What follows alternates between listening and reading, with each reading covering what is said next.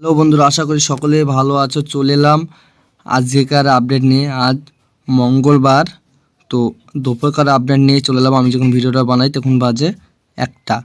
তো বন্ধুরা, আজ সারাদিন কেমন যাবে, কেমন থাকবে, বৃষ্টি কোথায় কোথায় ভয়ঙ্কর ভারী অতি ভারী বৃষ্টি আসতে চলেছে, সব কিছু বিস্তৃত তোমাদের এই ভিডিওর মাধ্যমে জানিয়ে দেব। ভিডিওটা পুরোপুরিভাবে মনোযোগ সহকারে দেখবে আর চ্যানেলটাকে সাবস্ক্রাইব করবে আর তোমাদের গুরুত্বপূর্ণ কমেন্ট করে জানাবে। তো বন্ধুরা, চলো দেখা যাক এই মুহূর্তে কি অবস্থান করছে। এই যে বন্ধুরা, সরাসরি আমরা আছি এই মুহূর্তে বজ্রবিদ্যুৎ মোডে। তো বন্ধুরা, দেখা যাচ্ছে এই মুহূর্তে বঙ্গোপসাগরে বিদ্যুৎ নিয়ে মেঘ বঙ্গোপসাগর জুড়ে আছে। এই মুহূর্তে দেখা যাচ্ছে একটি ভারী নিম্নচাপ।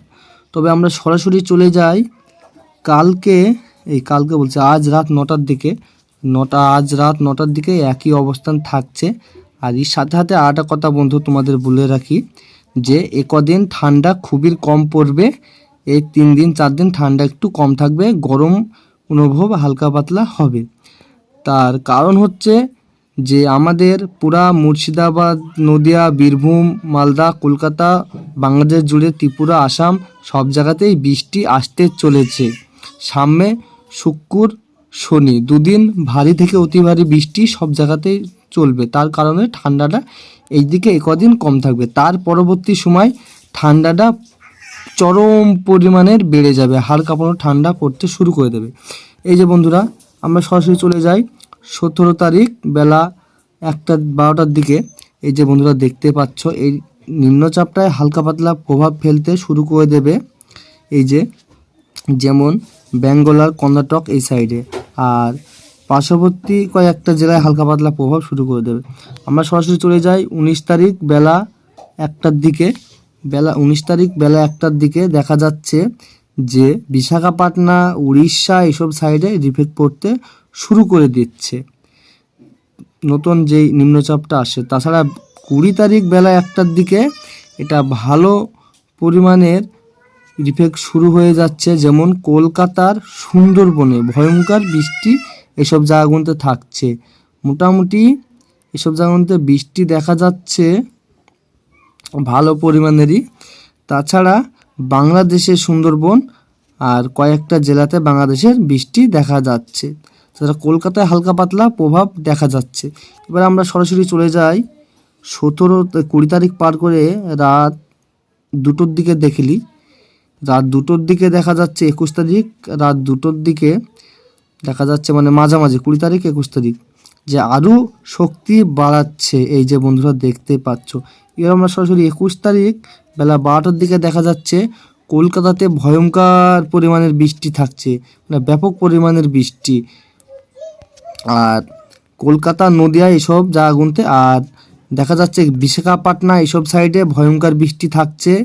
তাছাড়া আমরা খানিকটা এগিয়ে চলে যাই, আর খানিকটা এগিয়ে দেখতে পাচ্ছি সন্ধ্যে 6টার দিকে কলকাতায় বৃষ্টিটা থাকছে ভয়ঙ্কর পরিমাণের, আর মুর্শিদাবাদে হালকা পাতলা বৃষ্টি দেখা যাচ্ছে। এছাড়া 22 তারিখে আর থাকছে না প্রভাবটা। এটা তখন বাংলাদেশের উত্তর দিকে চলে যাচ্ছে, বাংলাদেশের উত্তর দিকে দিয়ে আসাম, ত্রিপুরা এইসব সাইডে হালকা পাতলা বৃষ্টিটা ঘটাবে। এবার আমরা সরাসরি চলে যাই বৃষ্টির পরিমাণের দিকে, কোথায় কত মিলিমিটার বৃষ্টি হবে আমরা দেখে নিই। আগামী 24 ঘন্টার মধ্যে বৃষ্টি কোথায় আছে আমরা দেখে নিই। আগামী 24 ঘন্টার মধ্যে বৃষ্টি যেটুকু দেখা যাচ্ছে, সেই বৃষ্টিতে কি মানে এই যে বেঙ্গলার এইসব সাইডে হালকা পাতলা হবে, আর বঙ্গোপসাগর জুড়ে বৃষ্টিটা থাকবে।